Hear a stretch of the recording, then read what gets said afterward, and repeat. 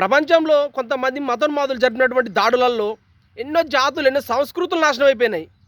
కానీ అటువంటి దాడులకు తట్టుకొని నిలబడినటువంటి ఏకైక ధర్మం ఏదంటే అది హిందూ ధర్మం మాత్రమే. దానికి కారణం ఋషులు మనులు మనకి ప్రసాదించినటువంటి గొప్ప వరం గురుకుల వ్యవస్థ. ఈ గురుకుల వ్యవస్థని నాశనం చేసి కొంతమంది మతోన్మాదులు కావచ్చు, కొంతమంది సెక్యులరిజం పేరుతోటి కొంతమంది ఇది హిందూ ధర్మాన్ని ఏ విధంగా నాశనం చేయాలి, హిందూ ధర్మాన్ని లేకుండా చేయాలనేసి కొంతమంది కంకణం కట్టుకున్నట్టు కొంతమంది దుష్టుల వల్ల ఈ గురుకుల వ్యవస్థ అనేది పోయిందనమాట. ఈ గురుకుల వ్యవస్థ పోవడంతో ఇక హిందూ ధర్మంలో మనకి ఇట్లా ఇది ఇది నువ్వు సంస్కృతి, ఇది నీ సాంప్రదాయం, ఇది నువ్వు ఇట్లా జీవన శైలి ఇట్లా బతకాలి అనేసి చెప్పడానికి ఎవరు లేకుండా పోయారనమాట. ఇప్పుడున్న స్కూళ్ళల్లో కూడా మనకి ఎక్కడ కూడా ఎవరు చెప్పరు మనకి.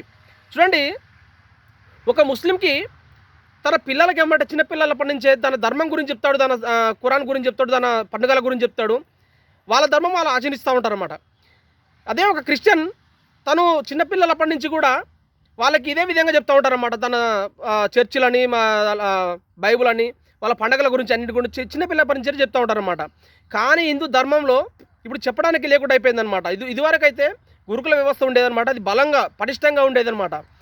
అటువంటి గురుకుల వ్యవస్థ నాశనం చేసినప్పటి నుంచి కూడా మన ధర్మం గురించి చెప్పలేక, మన ధర్మాన్ని పూర్వం అయితే ఎవరో వచ్చి దాన్ని నాశనం చేయాలని చూశారన్నమాట. కానీ ఇప్పుడు అది అవసరం లేదు. హిందూ ధర్మాన్ని హిందువులే నాశనం చేయగలుగుతారు. అదేవిధంగా అంటే చూడండి ఒకసారి, మనకి సెక్యులరిజం అంటూ ఎప్పుడైతే బోధించిర్రో అప్పటి నుంచి కూడా మన ఈ దేశాల్లో హిందూ ధర్మం అంటే అదేదో చెప్పడానికి, పలకడానికే ఒక చెప్పుకోలేని విధంగా తయారు చేశారన్నమాట. హిందూ అని చెప్పుకుంటేనే అతనికి ఏదో విధంగా మనసులు అనిపించే విధంగా తయారు చేసిరు ఈ సూడో సెక్యులరిజం అంటూ కొంతమంది నాయకులు.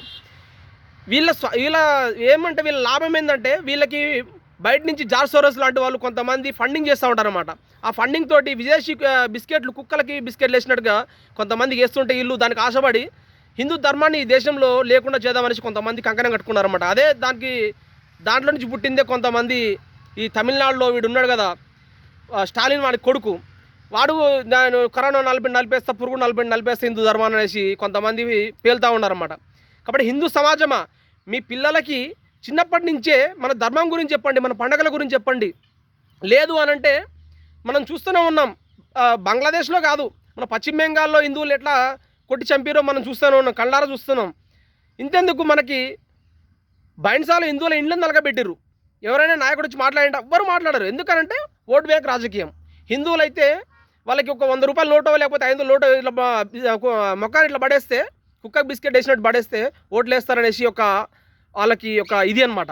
లేదా కులాల వారికి రెచ్చగొడితే ఈ కులాలుగా విడిపోయి హిందువులందరూ కూడా ఓట్లు వేస్తారనేసి, గంపగుత్తగా ఓట్లు వేస్తారనేసి ఈ విధంగా తయారైనమాట. ఈ వ్యవస్థను తయారు చేశారు. నిజానికి భారతదేశం హిందూ దేశమే. ఎందుకంటే హిందువులు ప్రపంచంలో ఎక్కడున్నా కానీ ప్రపంచ శాంతినే కోరుకుంటారన్నమాట. చూడండి, ఇరాన్లో ఒకప్పుడు అది ఒక జూడాయిజం ఏదో ఉంటుంది ఆ దేశం. అది మన టాటా ఉన్నారు కదా ఇప్పుడు, మన